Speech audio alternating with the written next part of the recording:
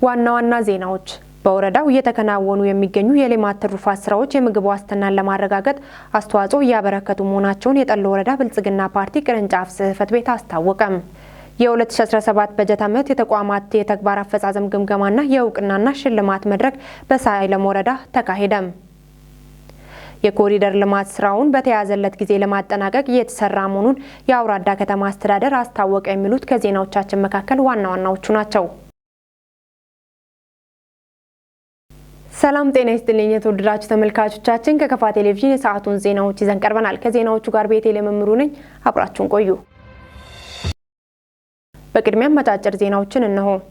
በሶስት ምዕራፍ የሚካሄደው የኢትዮጵያ እስልምና ጉዳዮች ከፍተኛ ምክር ቤት ሀገር አቀፍ ምርጫ በከፋ ዞን ቦንጋ ከተማ በዑለማዎች ምርጫ ተጀመረም። ህዝበ ሙስሊሙ ለሰላም አንድነትና ለጋራ ተጠቃሚነት በህብረት እንዲቆም ጥሪ ቀርቧል። የዘንድሮ ምርጫ ፍጹም ዴሞክራሲያዊና አካታች እንዲሆን ሲሰራ መቆየቱም ይታወሳል። በቦንጋ ከተማ በሚገኙ የጁምዓ ሶላት በሚሰገድባቸው መስጂዶች ሁሉ የዑለማዎች ምርጫ ዛሬ የተካሄደ ሲሆን ምሁራን፣ ወጣቶችና ሴቶች የሚሳተፉበት የሁለተኛው ምዕራፍ ምርጫ የፊታችን ይካሄዳል። በሁለተኛው ምዕራፍ ምርጫ አብዛኛው ህዝበ ሙስሊም በነቂስ ወጥቶ ይሳተፍበታል ተብሎ ይጠበቃል። የዘገበው ባልደረባችን ናስር ተማም ነው። በወረዳው እየተከናወኑ የሚገኙ የሌማት ትሩፋት ስራዎች የምግብ ዋስትናን ለማረጋገጥ አስተዋጽኦ እያበረከቱ መሆናቸውን የጠሎ ወረዳ ብልጽግና ፓርቲ ቅርንጫፍ ጽህፈት ቤት አስታወቀም። የፓርቲውን አደረጃጀቶች በማጠናከር የሌማት ትሩፋት ፋይዳና አተገባበሩ ላይ ግንዛቤ መፍጠር ስራ መከናወኑን የጽህፈት ቤቱ ኃላፊ አቶ አፈቶ ገብረ ሚካኤል ተናግረዋል። አንተነህ ፍቃዱ እንደ ሀገር ሌማት ትሩፋት እንቅስቃሴ ተጀምሮ በርካታ ስራዎች ተሰርተዋል ያሉት የጠሎ ወረዳ ብልጽግና ፓርቲ ቅርንጫፍ ጽህፈት ቤት ኃላፊ አቶ አፈቶ ገብረ ሚካኤል እንደ ወረዳ በሌማት ትሩፋት እየተሰሩ ያሉ ስራዎችን ተናግረዋል። እንደ ሀገር ሌማት ትሩፋት እንቅስቃሴ እንደ ፕሮጀክትም እንበለው ተቀርጾ በርካታ ስራዎች ተግባራዊ እየተደረጉ ይገኛሉ።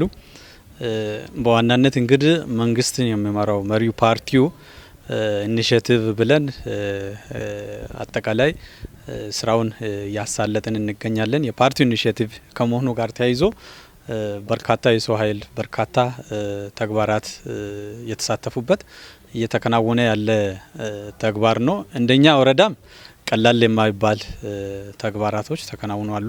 እንግዲህ የፓርቲ ኢኒሼቲቭ አጀንዳዎችን አንድ ባንድ እንዘረዝር ካልን ብዙ ናቸው። አንዷን ብቻ ቢወስድ ለምሳሌ በሌማት ትሩፋት ደረጃ ብናየው በርካታ ስራዎች ተሰርቷል። እውነት ለመናገር አራውንድ ወደ 3 አመት ምናምን ተሻግረናል እስካሁን ከተጀመረ ወዲና ከዚህም አንፃር እንደ ወረዳችን አንደኛ በተለይ በክልል ደረጃ ማለት በሚቻል ደረጃ የመጀመሪያው አስጎብኚ ወረዳ ሆነን ስራዎችን ሰርተናል። ከማስጎብኘት ባሻገር ቤት ለቤት በመንደር በማደራጀት በተለይ የፓርቲ አደረጃጀቶችን በመጠቀም ህብረትን፣ ቤተሰብን በመጠቀም አባልንም ጭምር በመጠቀም የመጀመሪያው ጉዳይ የግንዛቤ የመፍጠር ኢኒሼቲቭ ራሱ ምንድነው ሊያመጣ የሚችለው ለውጥ እነማንን ተጠቃሚ ያደርጋል፣ ለምንድነው የምንሰራው የሚለውን ነገር የምንሰራቸው ኮሞዲቲ ላይ በስፋት ለማህበረሰቡ ግንዛቤ የመፍጠር ስራዎችን የሰራንበት ሁኔታዎች አሉ። ከዛ ባሻገር ከግንዛቤ ስራን እንደጨረስን የማደራጀት ስራ ነው የተሰራውና የማደራጀት ሲባል የተቀመጠለት መስፈርቶች አሉ። በሲጋ መንደር፣ በዶሮ፣ በወተት ሀብት እነዚህ በአጠቃላይ በሶስቱ ሰፊ ስራዎችን ኢቭን ተጨማሪ ያደረግናቸው የአሳ መንደርም ጭምራለን። ሌሎችም ተጨማሪ አድርገን ባሉን ወረዳዎች ላይ የማደራጀት ስራዎችን ከጨረስን በኋላ ቶታሊ አንድ የተደራጀ መንደር ውስጥ ያለው ማህበረሰብ እጁ ላይ ቀደም ያለው አገረሰብ አለ። የተሻሻለ ደም ዝርያ ያላቸው የውጭ ደም ዝርያ ያላቸው አሉ።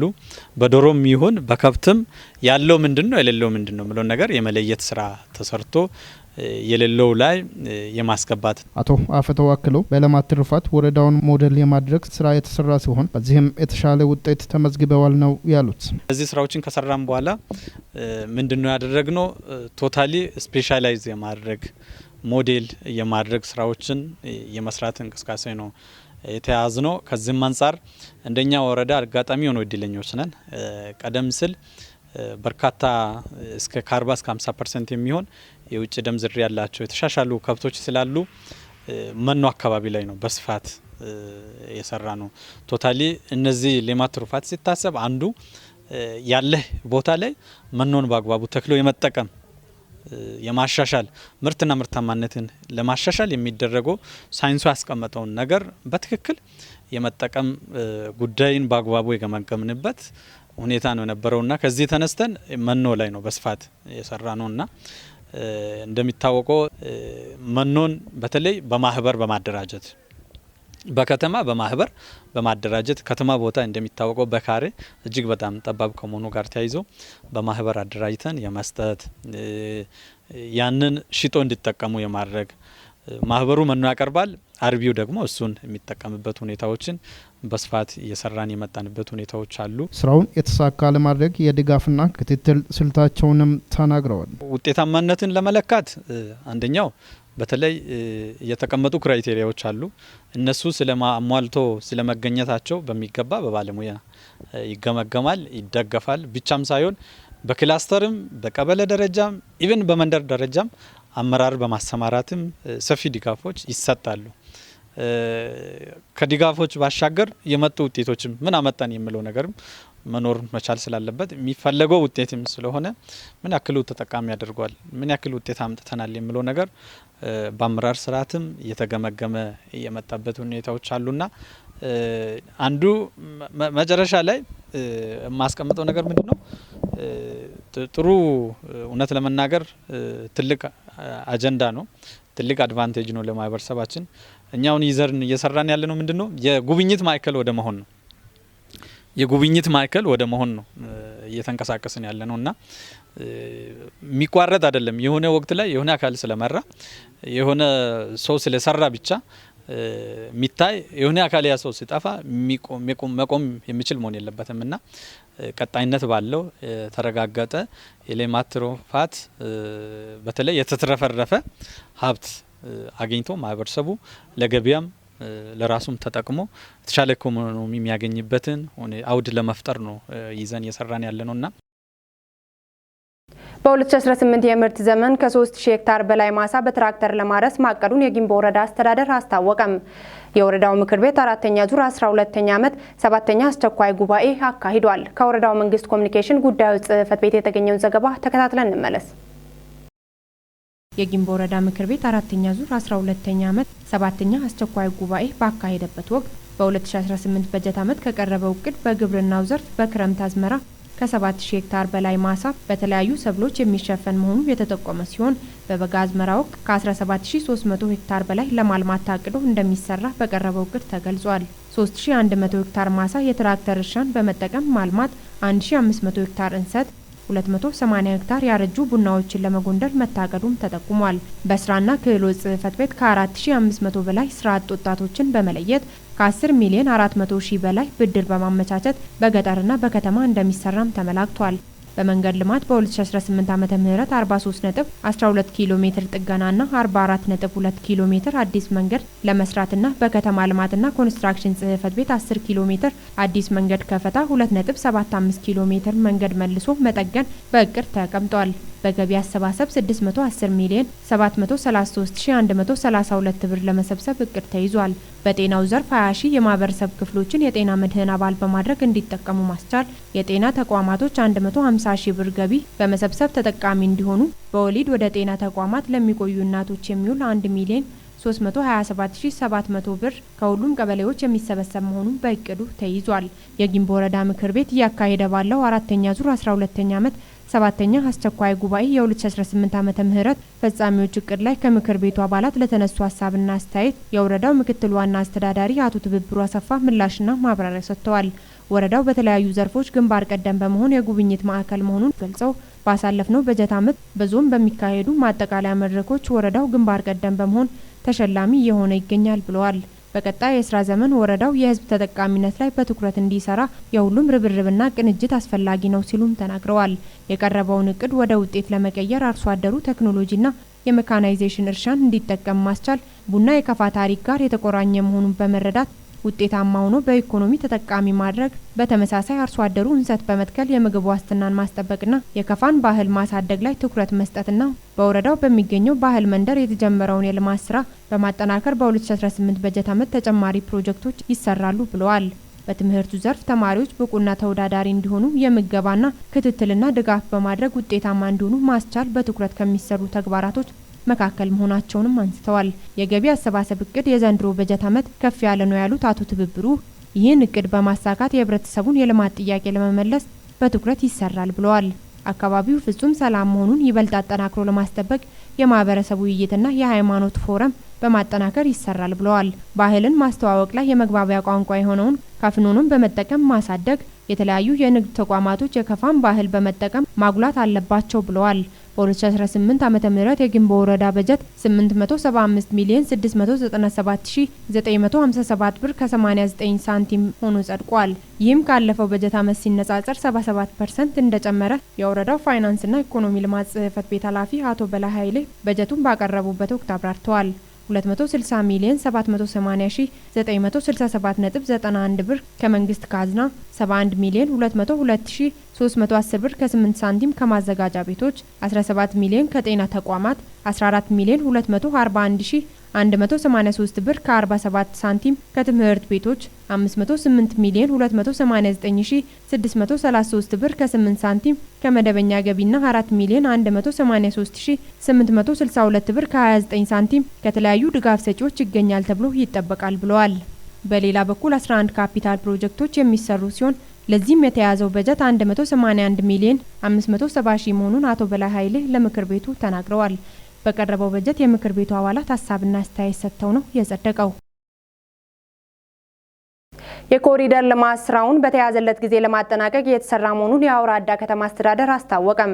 በተሰራው ኮሪደር ልማት መደሰታቸውን የተናገሩት ነዋሪዎቹ የኮሪደር ልማት ስራን በፍጥነት ለማጠናቀቅ በሚደረገው ርብርብ ድጋፋቸው እንደሚቀጥል ገልጸዋል። ዘገባው የባልደረባችን በላቸው በላይ ነው። ብሩክታይት ብራኑ ታቀርበዋለች።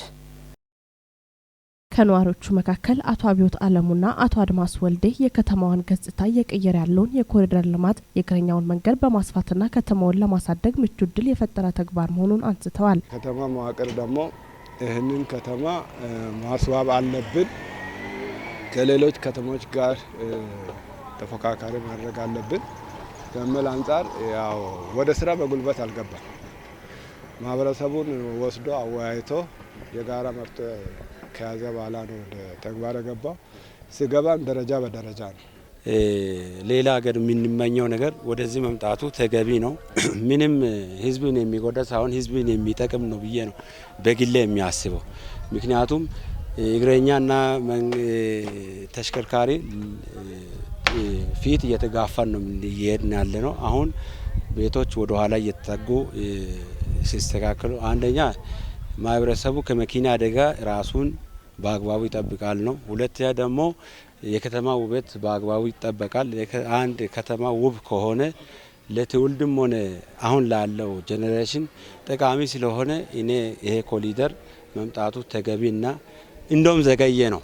የኮሪደር ልማት ስራውን በተያዘለት ጊዜ ለማጠናቀቅ በትኩረት እየተሰራ መሆኑን የተናገሩት የአውራዳ ከተማ አስተዳደር ከንቲባ አቶ ታረቀኝ ኃይሌ ናቸው። ልማቱን በተቀመጠለት ጊዜ ለማጠናቀቅ ተገቢ ክትትልና ድጋፍ እየተደረገ መሆኑን ያነሱት ከንቲባው ስራውን በተያዘለት ጊዜ ለማጠናቀቅ የሁሉም ባለድርሻ አካላት ርብርብ የሚጠይቅ መሆኑንም አስገንዝበዋል። እስካሁን የተጠናቀቁ የኮሪደር ልማት ስራዎች የትራንስፖርት እንቅስቃሴን በማቀላጠፍ እንዲሁም የተሽከርካሪ አደጋን መቀነስ እንደሚያስችልም ከንቲባው ተናግረዋል። እንዳልሆነ ማሳመር እንደሆነ የከተማን ስታንዳርድ መቀየር እንደሆነ ለነዋሪ ምቹ ማድረግ እንደሆነ በጣም የተግባባንበት አግባብ አለ። በተግባባንበት ልክ ደግሞ ውጤት ያመጣንባቸው አሉ። አሁን ቁጥር 1 ላይ ጀመርናቸው። አሁን እናንተ የምታዩት በፓራፊት የደመቁ ፕላናቸው ከዚህም በፊት ወጣ ገባ የሆነ አሁን ፕላኑን ጠብቆ ስትሬት ሆኖ በፓራፊት የተነሱ ቤቶች አሉ።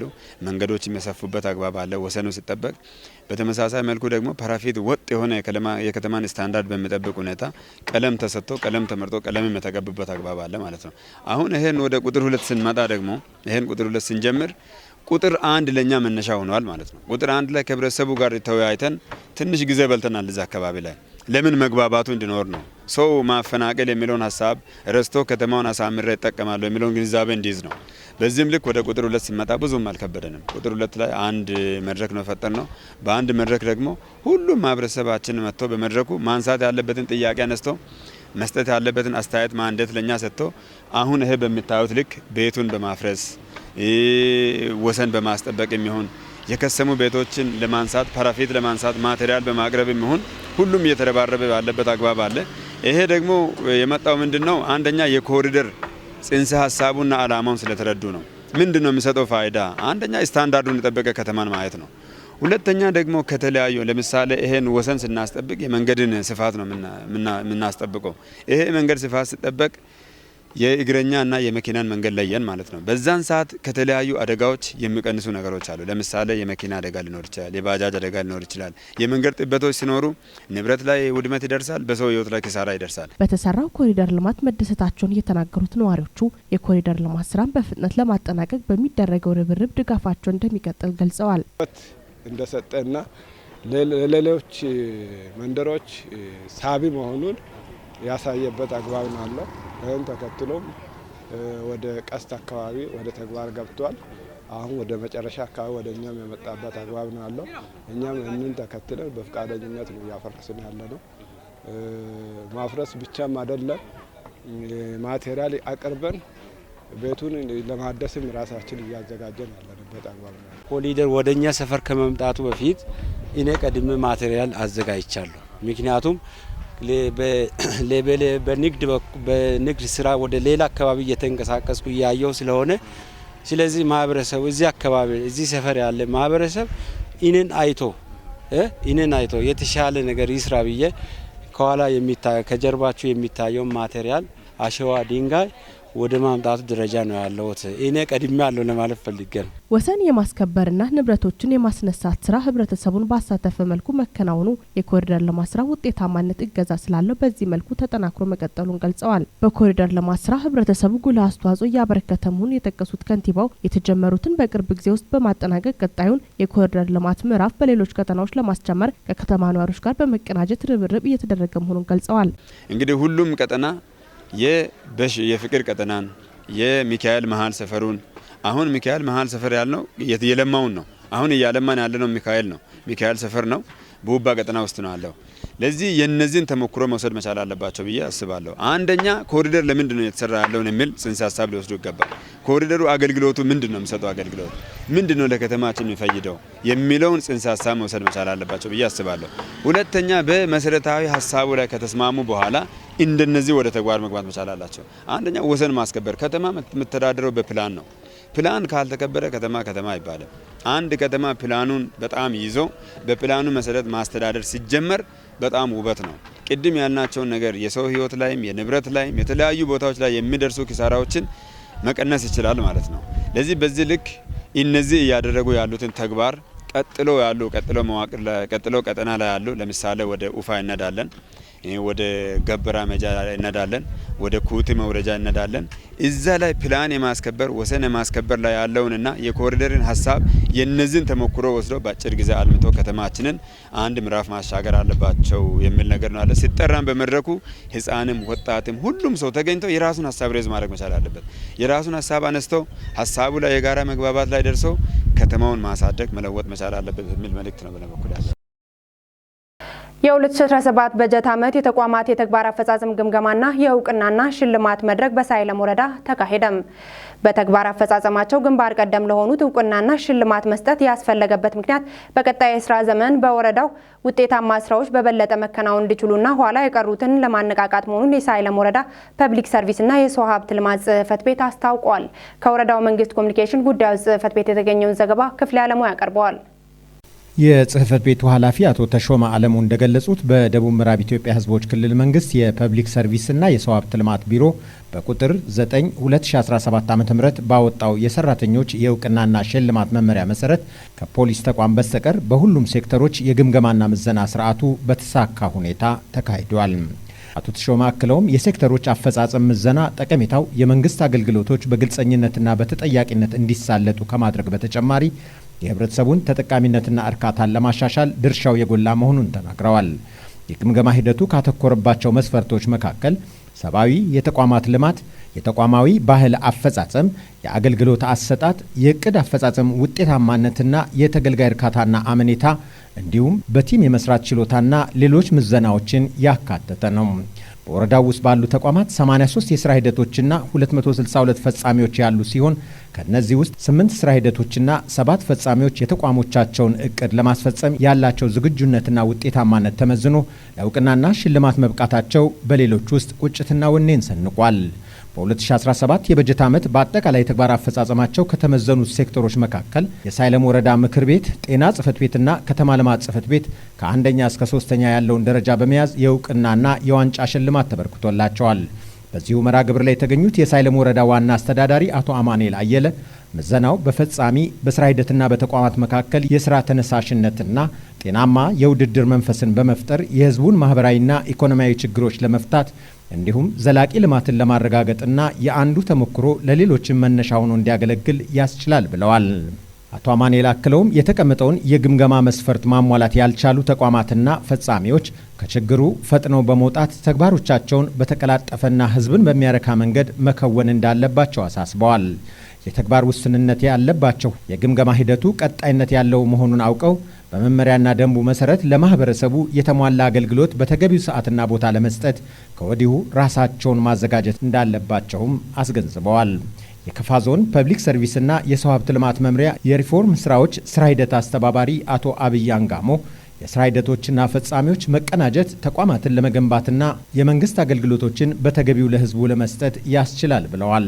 ከተሸላሚ ተቋማት መካከል አንዱ የሆነው የሳይለም ወረዳ ጤና ጽሕፈት ቤት ከፈጻሚ እስከ ተቋማት ያለው በቲም የመስራት ችሎታና የተቋሙን ስትራቴጂ ተገንዝቦ የመፈጸም ብቃት ለሌሎች ልምድና ተሞክሮ ሊሆን ይገባል ሲሉ አቶ አብይ ገልጸዋል።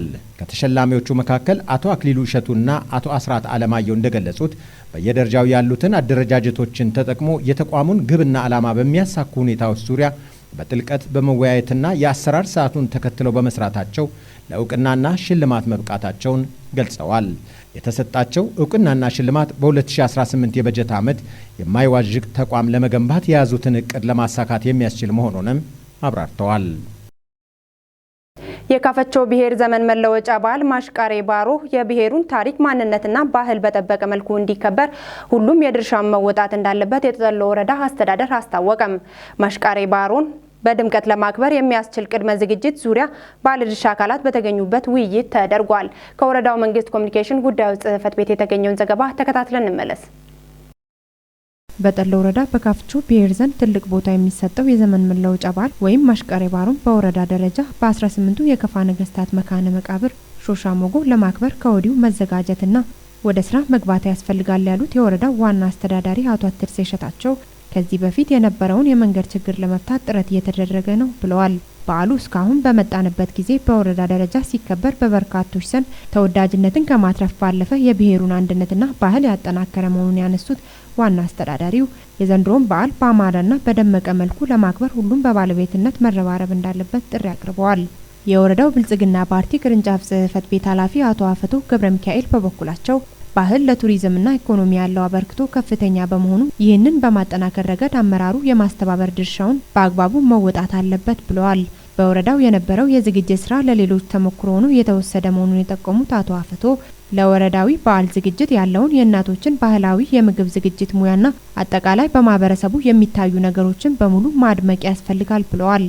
የወረዳው ባህል ቱሪዝምና ስፖርት ጽሕፈት ቤት ኃላፊ ወይዘሮ ወርቄ ወልደ ሚካኤል በበኩላቸው በወረዳው የሚደረገው የካፈቾ ብሔር ዘመን መለወጫ በዓል ታሪካዊ ይዘቱንና ስርዓቱን ጠብቆ ለትውልድ እንዲተላለፍ አቅደው እየሰሩ መሆናቸውን በመግለጽ አጠቃላይ ማህበረሰቡ የድርሻውን እንዲወጣ ጠይቀዋል። በዓሉ ከ18ቱ የከፋ ነገስታት መካነ መቃብር ሾሻ ሞጎ ጀምሮ እስከ ቦንጌ ሸምበቶ የብሔሩን ታሪክ ማንነትና ባህል በጠበቀ መልኩ በድምቀት ይከበራል ብለዋል። የውይይቱ ተሳታፊዎችም በበዓል አከባበር ዝግጅት ላይ የተሰጣቸውን ኃላፊነት እስከ መጨረሻው በአግባቡ እንደሚወጡ አስተያየት ሰጥተዋል። ክቡራትና ክቡራን ተመልካቾቻችን ለሰዓቱ ያዘጋጀንላችሁ ዜናዎች እስካሁን የተከታተላችሁትን ይመስል ነበር። ዜናዎቹን በመምራት ቤቴ ለመምሩ አብሬያችሁ ቆይታ አደረኩ። የስፖርት ዘገባዎች በባልደረባችን ዘሩፋኤል ሀብታሙ የሚቀጥሉ ይሆናል። በእኔ በኩል ሰላም ቆዩልን።